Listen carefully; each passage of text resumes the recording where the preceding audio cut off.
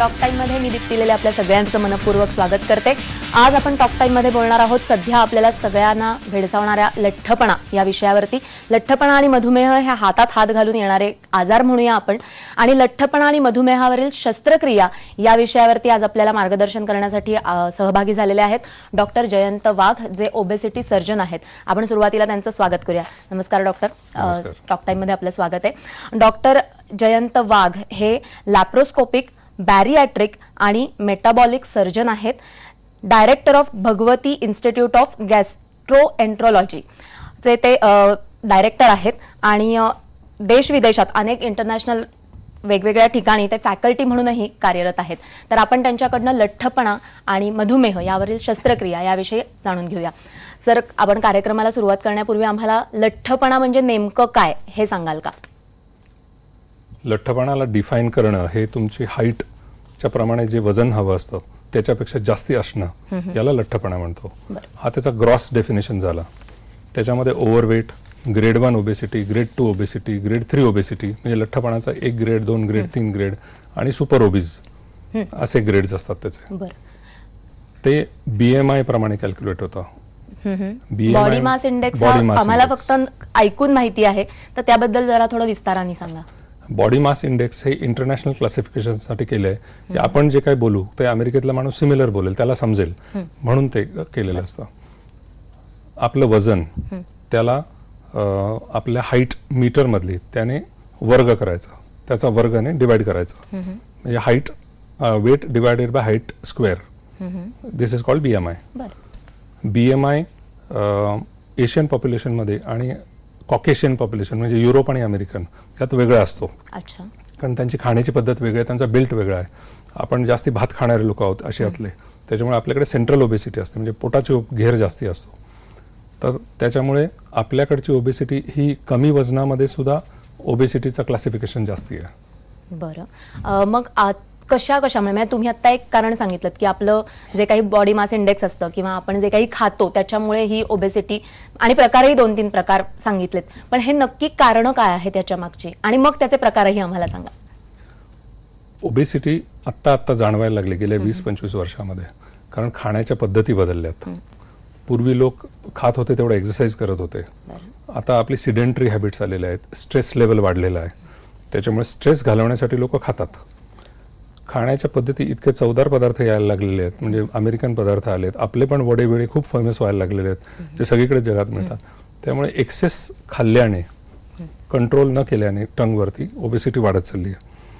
त्याला काही medical reasons पण असतात, जसं थायरॉइडचं रिझन आहे त्याच्यामुळे होऊ शकतं, किंवा हॉर्मोनल चेंजेस असतात स्त्रियांमध्ये, त्याच्यामध्ये पण त्रास होत होतो।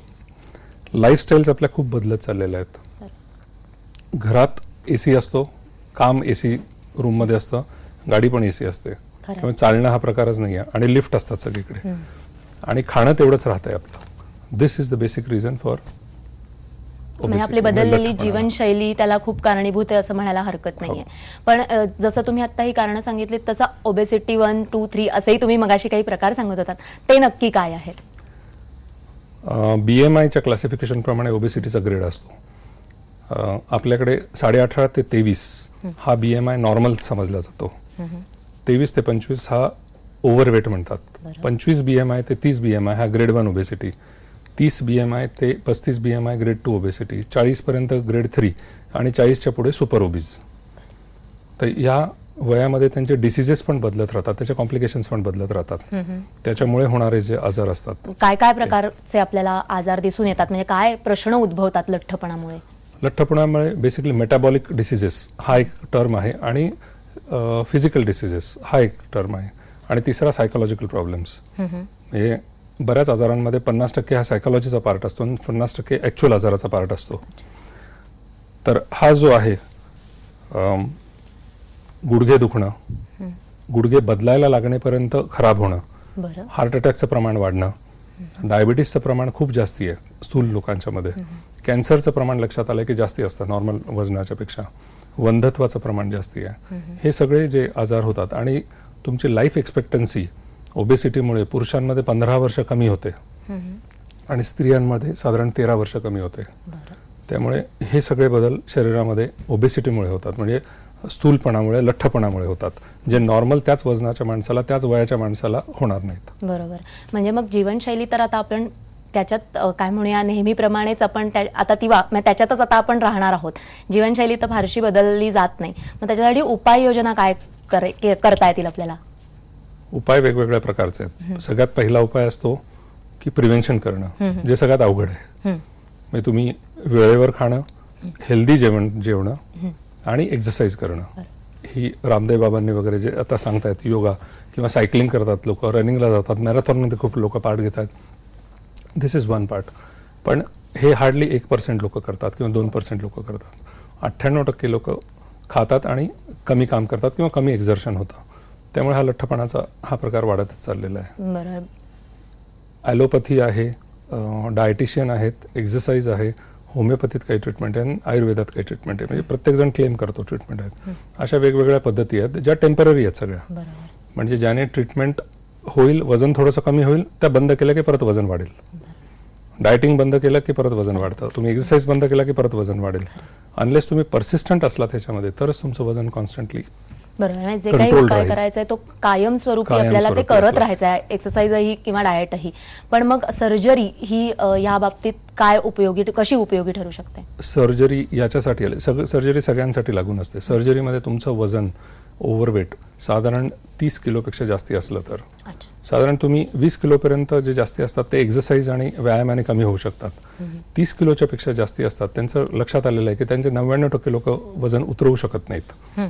आणि दुसरं आहे कोमॉर्बिड कंडिशन. जरी तुमचं 20 किलोने जास्ती असलं, 15 किलोने, आणि तुम्हाला डायबिटीस झाला, तुम्हाला ब्लड प्रेशर वाढलं, तुम्हाला हार्ट अटॅकचं प्रमाण वाढलं, वंध्यत्व आलं, तर मग त्याच्यामध्ये सर्जरी करायला लागते. म्हणजे नॉर्मल ओबीज पेशंट किंवा नॉर्मल लठ्ठपणाचा पेशंटला 30 किलोपेक्षा जास्ती किंवा 35 BMIच्या पेक्षा वरती. आणि जर कोमॉर्बिड कंडिशन असली, कुठलाही आजार असला, त्याला जो आजार आपण घालवू शकतो ऑपरेशनने, त्याला 27.5 ते 30 BMIला ऑपरेशन करू शकतो. असे आता रूल्स आलेले आहेत त्याचे. बरोबर. म्हणजे मग ही ऑपरेशनची पद्धती कशी असते? पण म्हणजे काय केलं? या सगळ्या लॅप्रोस्कोपीचे ऑपरेशन्स आहेत. आणि याला ट्रेनिंग, तुमचं लॅप्रोस्कोपीचं बेसिक ट्रेनिंग झाल्याच्या नंतर पुढच्या ट्रेनिंगला जायला लागतं. तुमचं पूर्ण ऑपरेशन थिएटर त्याच्याप्रमाणे चेंज करायला लागतं, तुमचे असिस्टंट्स चेंज करायला लागतात, तुमचं भूलतज्ञाला ट्रेनिंग घ्यायला लागतं. कारण 140 किलोच्या माणसामध्ये किंवा 100 किलोच्या स्त्रीमध्ये भूल देणं आणि 60 किलोच्या माणसामध्ये किंवा स्त्रीमध्ये याच्यामध्ये फरक आहे. त्यामुळे ही पूर्ण सिस्टीमच आपल्याला ट्रेनिंग करून सज्ज करायला लागते आणि मग ओबेसिटी सर्जरी करता येते. भारतात असे हार्डली 50 सेंटर्स आहेत ज्याच्यामध्ये ह्या सर्जरीज होतात. ह्या दुर्बिणीची पद्धत आहे. कारण ज्या माणसाचे चरबीची लेअर 6 इंच आहे त्याला जर उघडून ऑपरेशन केलं, ओपन सर्जरी, तर त्याचं वुंड हिलिंग फार डिफिकल्ट होईल आणि त्याच्यामध्ये जाऊन ऑपरेशन करणं is a difficult thing. So laparoscopy हा एकच पर्याय आहे ज्याच्यामुळे आपण ऑपरेशन करू शकतो. आणि त्याचे कॉम्प्लिकेशन जरी झाले तरी लॅप्रोस्कोपीनेच ट्रीट करायला लागतात. तुम्हाला तेव्हा ओपन करून ट्रीट नाही करता येत. त्यामुळे ॲडव्हान्स लॅप्रोस्कोपिक सेंटरच लागतं ज्याच्यामध्ये आपण ओबेसिटी करू शकतो. तर याच्या वेगवेगळ्या पद्धती आहेत. काय पद्धती आहेत आम्हाला सांगू शकाल का? ज्यांना साधारण 15 किलो 20 किलो कमी करायचं, त्यांच्या पोटामध्ये आपण बलून टाकू शकतो किंवा 25 किलोपर्यंत. आणि काही लोक येतात आमच्याकडे की आम्ही सगळं करून आलो, VLCC करून आलो, एक्सरसाइज करून आलो आणि परत वजन वाढतंय, आम्ही आता कंटाळलो, आम्ही हे परत करू शकत नाही, आमची लाईफस्टाईल खूप बिझी आहे आणि याला वेळ देता येत नाही. दीज आर द पीपल आम्ही सिलेक्ट करतो सर्जरीला. त्याच्यामध्ये बलून हा एक सगळ्यात पहिला जो 6 महिने ठेवू शकतो. एंडोस्कोपीद्वारे तोंडातून जी स्कोप जातो त्याच्यातून पोटामध्ये एक छोटा फुगा सोडला जातो, त्याच्यात 500 ml पाणी टाकलं जातं. आपल्या पोटाची कॅपॅसिटी 650 ते 750 ml आहे. आपण एकदा जर पाणी पिलो किंवा काही खाल्लं तर 750 ml पर्यंत घेऊ शकतो. तर ती 500 mlचा बलून टाकला की 250 mlच खाऊ शकतो. 6 महिन्यानंतर बलून काढायला लागतो कारण तो मेकॅनिकल डिव्हाइस आहे, तिथे अल्सर्स तयार होतात. साधारण 15 ते 20 किलो कमी झालं वजन. युजली लग्नाला आलेल्या मुली की ज्यांना थोडंसं वजन कमी करायचं, लग्नापर्यंत बारीक व्हायचं आणि मग लग्नासाठी उभं राहायचं आहे, हा वर्ग ह्याच्यात सगळ्यात कॉमन आहे. प्रिन्सिपल सर्जरीच्या मागे आहे, तुम्हाला मी जसं सांगितलं 650 ते 700 mlचं पोट असतं, त्याला आपल्याला 100 ml करायचं किंवा 70 ml करायचं. म्हणजे माणसं लिमिटेड खातील. किती आवडलेली वस्तू असली तरी लिमिटेड खाल्ल्या जाते. लिमिटेड खाल्लं गेलं की ऑटोमॅटिक तुमचं वजन कमी करायला लागतं. म्हणून याला परमनंट पद्धत म्हणतात. बरं. स्टमक छोटं करण्याच्या पद्धती अनेक आहेत. त्याला स्लीव्ह गॅस्ट्रेक्टोमी म्हणजे पोटाचा काही भाग काढून टाकला जातो आणि केळी एवढं साधारण केळीच्या आकाराचं पोट राहतं. बरं. म्हणजे जे काही खाल्लं ते तेवढंच येतं, केळीत जेवढं मावेल तेवढंच खाता येतं, पण ते फ्रिक्वेंटली खाता येतं. या सर्जरीमध्ये फंडस जो असतो, पोटाचा जो वरचा भाग आहे तो काढून टाकला जातो. तिथून ग्रेलिन नावाचं हॉर्मोन सिक्रेट होत असतं. ते ग्रेलिन हॉर्मोन आपल्या मेंदूला सांगतं की भूक लागली आहे. फंडस काढून टाकलं की भूक लागणं बंद होतं आणि तुमचं पोट थोडंसं भरलं की बस, याच्यापेक्षा जास्त खायला नको एवढं वाटतं. त्याच्यामुळे वजन पटपट पटपट कमी होत राहतं. साधारण 1 ते 1.5 वर्षामध्ये त्यांच्या नॉर्मल वजनांना वजन येतं. बरोबर. या पद्धतींबद्दल आणि अजूनही तुमच्याकडनं बरंच काही जाणून घ्यायचं आहे. ब्रेकची वेळ झाली आहे. टॉक टाईममध्ये घेऊया एक छोटासा ब्रेक. बघत राहा फक्त IPN लोकमत.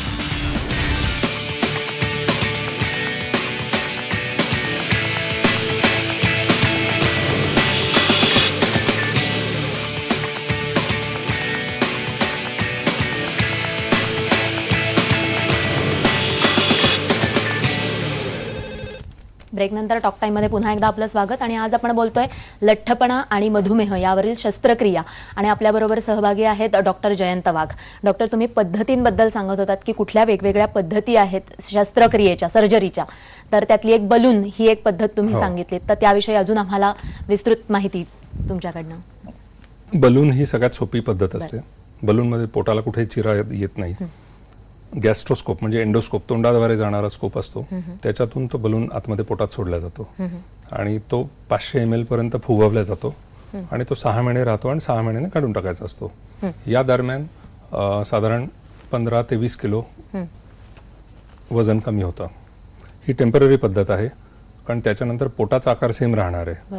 त्यांनी जर लाईफस्टाईल बदलली नाही तर परत स्थूलपणा येऊ शकतो आणि पोट आपण कमी करत नाही. दुसरे जे परमनंट इलाज आहेत त्याच्यामध्ये स्लीव्ह गॅस्ट्रेक्टोमी, जसं आपण मगाशी बोललो की केळी एवढं स्टमक ठेवतात आणि बाकीचं स्टमक काढून टाकलं जातं. तिसरी जी पद्धत आहे ती RYGB म्हणजे RU&Y गॅस्ट्रिक बायपास. जसं बायपास सर्जरी हार्टला असते तशी ही पोटाची बायपास सर्जरी असते. पोटाचा एक छोटासा कप्पा तयार करतात, साधारण 35 ते 50 ml चा, आणि छोटी आतडी जी जवळजवळ 9 मीटर लांब असते त्यातले पहिले 5 ते 6 फूट सोडून कट केलं जातं आणि तो जो खालचा भाग असतो तो वरती येऊन पोटाला जोडतात आणि परत खाली कंटिन्युटी करतात. ही बेसिकली सर्जरी डायबिटीससाठी आली आहे. आपण खाल्ल्याच्या नंतर जेव्हा जेवण छोट्या आतडीमध्ये जातं, छोट्या आतडीमध्ये जात असताना तिथून GLP-1 नावाचा हॉर्मोन सिक्रेट होतो आणि तो पॅनक्रियासला मदत करतो इन्सुलिन सिक्रेट करायला. तर हा साधारण 2-2.5 तासाने सिक्रेशन सुरू होतं.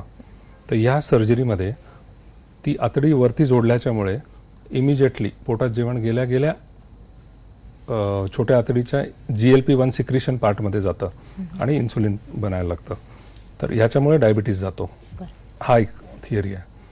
तिसरं आहे MGB नावाचं ऑपरेशन. MGB म्हणजे मिनी गॅस्ट्रिक बायपास. हा आता नवीन पद्धत सुरू झाली आहे ज्याच्यामध्ये टेक्निकली कमी कष्ट लागतात सर्जरीला, पण रिझल्ट तसाच येतो. हे अजून थोड्या देशांनी ॲक्सेप्ट नाही केलेलं, पण over the world they are accept करत आहेत. अजून एक जी पद्धत आहे त्याला आयलियल इंटरपोजिशन म्हणतात, जी ब्राझीलमध्ये सुरू झाली आणि भारतामध्ये आता येऊ करते. ही बारीक लोकांना, लठ्ठ लोकांना नाही, बारीक लोकांचा डायबिटीस घालवण्यासाठी आहे, म्हणून त्याला मेटाबॉलिक सर्जरी म्हणतात. ही एक पद्धत आता तयार झालेली आहे. त्याच्यामध्ये छोट्या आतडीचा खालचा भाग साधारण 4 फूट उचलून वरच्या आतडीच्या मध्ये जॉईन करतात आणि स्लीव्ह गॅस्ट्रेक्टोमी करतात, जसं केळीसारखं पोट ठेवतात. ह्या सगळ्या डायबिटीससाठी सर्जरी आहेत, ज्याला मेटाबॉलिक म्हणतात. स्लीव्ह जी गॅस्ट्रेक्टोमी पहिली जी मी म्हणालो, ह्या सगळ्या परमनंट लॉस आहेत. एकदा तुम्ही केली की आयुष्यभर त्याचं वजन कमी राहतं पेशंटचं. ओके. स्लीव्ह गॅस्ट्रेक्टोमी जी आहे ती नॉन डायबेटिक पेशंटसाठी असते. बाकी सगळ्या डायबिटीज, ब्लड प्रेशर या पेशंटसाठी आहेत. स्लीव्हचा पण रिझल्ट चालू आहे. डिसएडव्हान्टेज ह्या ज्या दुसऱ्या सर्जरी आहेत डायबिटीससाठी केल्या त्याला तुम्हाला B कॉम्प्लेक्स आयुष्यभर घ्यायला लागतं, एक कॅप्सूल, जी स्लीव्ह गॅस्ट्रेक्टोमीमध्ये नाही घ्यायला लागत. तर या वेगवेगळ्या सर्जरीचे प्रकार आहेत. या सर्जरीजला सगळ्यांना स्टेपलर्स लागतात, जे भारतात बनत नाहीत, जे अमेरिकाच बनवते. अमेरिकेच्या 2 कंपन्या आहेत त्या बनवतात. अजून कोरियात बनवत नाही, चायनात बनवत नाही कोणी. त्यामुळे त्याची कॉस्ट जास्ती असते. एक नवीन पद्धत आता येऊ करते जी आशिया खंडात आणि झेकोस्लोवाकियामध्ये प्रागमध्ये एक डॉक्टर फ्रेड म्हणून आहेत, ते करतात, ज्याला प्लायकेशन ऑफ स्टमक म्हणतात. म्हणजे स्टमकला जस्ट फोल्ड करतो, म्हणजे स्टमकला कट करून टाकण्याच्या ऐवजी त्याला आतमध्ये फोल्ड करत जातो, डबल फोल्ड, ते टाक्याने, साध्या धाग्याने. त्यामुळे कॉस्ट ऑफ सर्जरी जवळजवळ अर्ध्यावरती येते किंवा त्याहूनही कमी येते. आणि ह्याचा आता रिझल्ट बघायचा आहे. फक्त याचा रिझल्ट आपल्याला जसा 1-1.5 वर्षामध्ये या नॉर्मल स्टेपलरच्या सर्जरीने कमी होतो वजन, तसं याला थोडासा कालावधी जास्ती लागतो, पण याने पण परमनंट लॉस होतो वेटचा. ही पद्धत जर आली तर आम्ही प्रयत्न करतोय भारतीय सर्जन की भारतामध्ये परवडेल लोकांना अशी सर्जरी आणायची, जे कॉमन माणसाला पण परवडली पाहिजे सर्जरी, अशा कॉस्टमध्ये सर्जरी आणायच्यात. तर ह्या प्रकारच्या सर्जरीज वेगवेगळ्या असतात. नक्कीच डॉक्टर, ह्याबद्दल आपण पुढेही बोलत राहणार आहोत. ब्रेकची वेळ झाली आहे. टॉक टाईममध्ये घेऊया एक छोटासा ब्रेक. बघत राहा फक्त IBN लोकमत.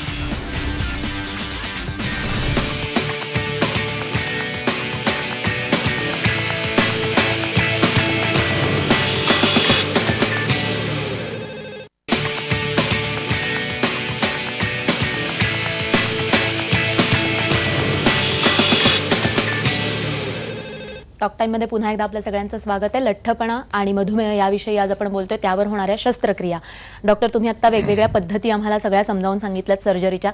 या सर्जरीच्या वेगवेगळे जे काही, म्हणजे हा उपाय आहे एक लठ्ठपणा आणि मधुमेह याच्यावरती, तर ह्याचे फायदे नक्की कशा प्रकारे होतात? थोडे सांगितलेत, पुन्हा आम्हाला जरा अजून त्याचे फायदे सांगा. ओके. फायदे जेव्हा आपण बघतो तेव्हा त्याचे कॉम्प्लिकेशन्स जे मी सांगितलं, ओबेसिटीमुळे जे कॉम्प्लिकेशन्स येतात लठ्ठपणामुळे, त्याचे सगळे फायदे आपल्याला लठ्ठपणा गेल्यानंतर दिसून येतात. जसं डायबिटीस पूर्णपणे जातो, किंवा ज्यांचं खूप हाय लेवल्स ऑफ इन्सुलिन आहेत त्यांचे इन्सुलिनचे लेवल जातात आणि एखादी गोळी राहते. डायबिटीस गेल्यामुळे बेसिकली तुमचा किडनी फेल्युअरचा रेट खूप कमी होतो. कारण युजली भारताला डायबिटीसचा हब म्हणतात आता जगामधला. सगळ्यात जास्त डायबिटीस भारतामध्ये आहे, चीनमध्ये सुद्धा नाही, भारतामध्ये आहे. आणि त्याचे कॉम्प्लिकेशन्स, कारण poorly maintained hygiene, poorly maintained medicines, त्याच्यामुळे लोकांना त्याचे कॉम्प्लिकेशन्स माहीत नसल्यामुळे बेसिकली अशिक्षितपणाच्यामुळे ते जास्ती जाणवलं जातं. तर हे कॉम्प्लिकेशन्स कमी होतात. ब्लड प्रेशर कमी होतं. ब्लड प्रेशर कमी झाल्याने त्याचे जे कॉम्प्लिकेशन्स ब्लड प्रेशरचे, जसे स्ट्रोक म्हणजे वात येणं किंवा अर्धांगवायू होणं, हे कमी होतं आहे. हार्ट अटॅकचं प्रमाण कमी होतं आहे. जवळजवळ 67 to 70% हार्ट अटॅकचं प्रमाण कमी होतं आहे. कॅन्सरचं प्रमाण कमी व्हायला लागलेलं आहे. आणि वंधत्व कमी होतं. म्हणजे बऱ्याच वेळेला लक्षात येतं की स्थूल स्त्रियांना मुलं होत नाहीत बराच काळ, आणि त्यांच्या सगळे हॉर्मोनची ट्रीटमेंट झाली, सगळ्या ट्रीटमेंट होऊन सुद्धा होत नाही. पण ओबेसिटी सर्जरी केल्याच्या नंतर जे परमनंट लॉस झाला त्यांचा वेटचा, की त्यांना मुलं व्हायला लागतात. आणि ह्या सर्जरीचा कुठलाही दुष्परिणाम नाही आहे. झाला तर तो चांगलाच परिणाम होतो, कारण तुम्ही लाईफ एनहॅन्सिंग सर्जरी आहे किंवा लाईफ सेव्हिंग. हो, याला लाईफ सेव्हिंग सर्जरी असं म्हटलं जातं. तर त्याबद्दल आता त्याला लाईफ सेव्हिंग सर्जरी म्हणतात. पूर्वी त्याला कॉस्मेटिक सर्जरी असं म्हणायचंय. तर हे कॉस्मेटिक सर्जरी नाही आहे. जगातल्या सगळ्याच ओबेसिटी सर्जरीने बऱ्याच वेळेला ओरडून सांगितलं की ही कॉस्मेटिक नाही, दिस इज लाईफ सेव्हिंग. कारण तुमचं हार्ट अटॅक, तुमचं जर आयुष्य 15 वर्षांनी वाढणार असलं, तुमचं हार्ट अटॅकचं प्रमाण कमी होत आहे, तुमचं डायबिटीस जातोय, तुमचे गुडघे बदलायला तुम्हाला लागणार नाही आहे, जे गुडघे खराब होतात वजनाच्यामुळे, तुम्हाला रुटीन एक्सरसाइज करता येईल, psychologically you are going to be very good. So these are more of a life saving surgery. जसं अपेंडिक्स तुम्ही नाही ऑपरेट केला तर जीव जाऊ शकतो, तसं ओबेसिटी सर्जरी नाही केली तर तुमच्या जीवाला धोका येतो या वेगवेगळ्या आजारांमुळे. म्हणून त्याला लाईफ सेव्हिंग सर्जरी हे आता गव्हर्नमेंट आणि कोर्टाने पण ॲक्सेप्ट केलं. आता रिसेंट जे जजमेंट दिलं होतं ICICI प्रुडेन्शियलच्या विरुद्ध, की the person has to be treated as a life saving, this surgery is treated as a life saving surgery नाव. तर ह्या सगळ्या उपयोग आहेत. आता काही गमतीचे अनुभव तुम्हाला सांगतो. आमचे जे 160 किलोवाला माणूस आमच्याकडे माझ्या ओपीडीमध्ये आला, आणि नॉर्मली आमचे वजन काटे 140 ते 150 किलो वजन घेऊ शकतात. तो वजन काट्यावरती उभा राहिल्यानंतर एरर दाखवायला लागला. मलाच थोडी लाज वाटली की आपण ओबेसिटी सर्जरी सुरू करतोय आणि आपलं वजन काटा त्याचं वजन घेऊ नाही शकत. So we had to change it. आणि त्याची सर्जरी स्लीव्ह गॅस्ट्रेक्टोमी केली. त्याला कोमॉर्बिड कंडिशन नव्हती, डायबिटीस किंवा ब्लड प्रेशर नव्हतं. ठाण्याहून नाशिकला ऑपरेशनला आला होता तो रेग्युलरली फॉलोअपसाठी. सो हिज वेट, त्याचं वजन साधारण 1.5 वर्षामध्ये 85 किलो झालं आहे आता. म्हणजे त्याच्या हाईटला बरोबर येत आहे आता. म्हणजे जवळजवळ 75 किलो कमी झालं आहे त्याचं वजन. जो पूर्वी 1 मजला चढताना धाप लागायची त्याला, तो आता 7 मजले चढतो, 5 किलोमीटर रनिंगला जातो. हा लाईफमध्ये फरक पडतो पूर्ण. आणखी एक आम्ही गृहस्थांना ऑपरेट केलं होतं. त्यांनी साधारण 28 किलो कमी वजन झाल्याच्या नंतर मुंबईचे मॅरेथॉन पळाले ते. अरे वा. मिनी मॅरेथॉन पळाले आणि मला त्यांचा फोन आला मॅरेथॉन संपल्यावरती की डॉक्टर मी मिनी मॅरेथॉन पळालोय ठाण्याची आणि माझ्या मागे 90 लोक आहेत. बरं. मग एवढी एफिशियन्सी माझी वाढली आहे. मग हे गृहस्थ त्यांना झोपताना एक मशीन वापरायला लागायचं अच्छा. ज्याला ऑब्स्ट्रक्टिव्ह स्लीप ॲपनिया म्हणतात. म्हणजे झोपल्यानंतर घोरायला लागतात लोक. घोरल्याने ऑक्सिजन ब्रेनला कमी होतो आणि एकदम अचानक खडबडून जागे होतात. ते झोप अर्धवट राहिल्यामुळे पूर्ण दिवसाचा कार्यक्रम त्यांचा म्हणजे कार्यक्षमता कमी होऊन जाते. तर अशा लोकांना स्लीप ॲपनिया सिंड्रोम म्हणतात. त्यांना मशीन दिलं जातं बायपॅपचं. ते तोंडावरती लावतात आणि रात्रभर त्या मशीनने श्वास घेतला जातो. त्या गृहस्थाला हे फार डिस्टर्बिंग होतं. तो IT चा मोठा ऑफिसर होता आणि तो जेव्हा कधी बेंगलोरला जायचा कोणी रूममेट बरोबर राहायचा तर ते हे मशीन आवाज करत राहायचं आणि त्या बिचाऱ्या त्याच्या मित्राला झोपता येत नव्हतं. तर सर्जरी केल्यानंतर त्याचं हे मशीन गेलं आणि he was so happy and he ran a marathon. Wow. खूप छान आणि खूप विस्तृत माहिती दिली त्याबद्दल मनपूर्वक धन्यवाद सर. टॉक टाइममध्ये आपल्याला इथेच थांबायला लागणार आहे. पुन्हा भेटूया पुढच्या भागात अशाच तज्ज्ञांसह. बघत राहा फक्त IBN लोकमत.